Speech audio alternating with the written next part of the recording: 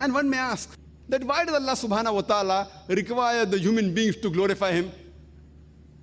Is Allah subhanahu wa ta'ala dependent on the praises of the human beings? See, irrespective, if all the human beings praise Allah subhanahu wa ta'ala, it will not make Him superior.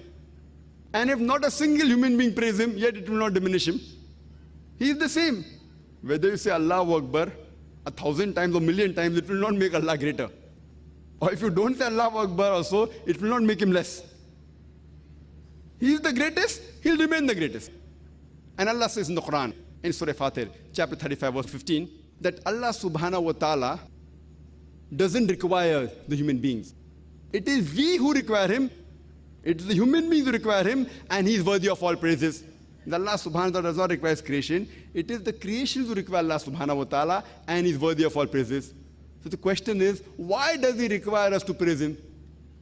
The reason is, it is for our own benefit. Because it is a human tendency that if we praise a person, if a person is famous, we tend to follow his advice. For example, if your mother is suffering from a heart problem, and there are two options. The one option who you have is the best doctor in the world. Number one, very famous, everyone knows him. Number one. Other person is just a plain MBBS doctor. And you have the option of going to any of them. Both are giving free treatment. Who will you go to? But naturally, you go to the one who's very famous, number one in the world, the heart specialist. And whatever advice he gives you, because he's world famous and you even acknowledge him to be the greatest amongst all the doctors, you will follow his advice. That is the reason when we praise Allah subhanahu wa ta'ala and call Him, He's the greatest, He's the most merciful, He's the most kind. The moment we praise Him, whatever advice He has given us in the last and final revelation, the glorious Quran, or whatever advice He has given us through His messengers, and the last and final messenger, Prophet Muhammad sallallahu alaihi wasallam, we will follow it. So the reason we praise Him is not for the benefit of Allah subhanahu wa ta'ala. He does not require praises. It is for our own benefit. The moment we praise Him, oh, He's the greatest, He's the most wise. Okay, He's telling you not to have alcohol. Then you stop having alcohol. The moment you agree that He's the most wise, He's the greatest, He's the most merciful, immediately whatever advice He gives you, it is human tendency, we follow the advice of the person who's the greatest. So that's the reason we praise Him for our own benefit. And that's the reason Allah subhanahu wa ta'ala says in the Quran, in Surah Taha, chapter number 20, verse number 14, that verily, I am Allah subhanahu wa ta'ala, I am Allah, and there's no God besides me. So remember me regularly and offer prayer regularly. Allah is guiding that offer prayer regularly. Because today in the world there are so many evils, so many distractions, we tend to deviate. This salah is a sort of programming towards righteousness. This form of worship is a programming towards righteousness. We are getting programmed. As the doctor says, that for a healthy body, you require minimum 3 meals a day. So, for a pure soul, for a healthy soul, you require minimum 5 times salah.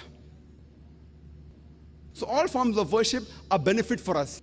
Allah says in the Quran, in Surah Baqarah, chapter number 2, verse number 183, that fasting has been prescribed to you as it was prescribed to those who came before you, so that you may learn self-restraint. Why do we fast? So that we learn self-restraint. And today, the psychology, they tell us that if you can control your hunger, you can control almost all your desires. So when we fast, we abstain from food, drink, from dawn to sunset. If we can control our hunger, we can control almost all your desires. So by fasting, we are worshipping Allah subhanahu wa ta'ala. But who's benefiting? Not Allah.